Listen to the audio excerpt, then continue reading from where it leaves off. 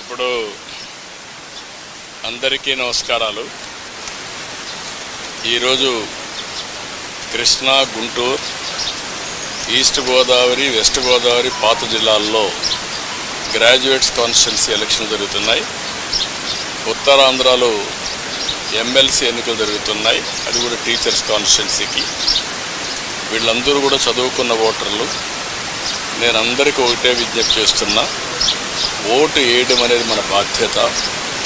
ప్రతి ఒక్కరూ కూడా మీ ఓటు హక్కుని ఉపయోగించుకుని బాధ్యత నెరవేర్చాల్సిన అవసరం ఉంది. భారతదేశం ఒక పెద్ద ప్రజాస్వామ్యం. ఈ ప్రజాస్వామ్య దేశంలో ఓటు అనేది ఒక పెద్ద ఆయుధం. మీ అభిప్రాయాలు మీరు చెప్పడానికి కానీ, అదేవిధంగా భారతదేశంలో ప్రజాస్వామ్యాన్ని చైతన్యంగా పెట్టడానికి ఈ ఓటు అనేది ఒక హక్కు కింద తీసుకొని అందరూ కూడా ఒక బాధ్యత కూడా. ఆ విషయం కూడా మనం గుర్తుపెట్టుకోవాల్సిన అవసరం ఉంది. ఎప్పుడైతే ఓటేస్తామో అప్పుడు మనందరం కూడా ఒక చైతన్యవంతమైన ప్రజాస్వామ్యానికి నాంది పలుకుతాం.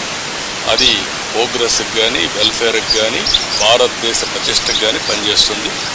ఈ ఓటు హక్కు అనేది ప్రతి ఒక్కరూ ఉపయోగించుకోవాల్సిందిగా ప్రతి ఒక్కరికి విజ్ఞప్తి చేస్తుంది.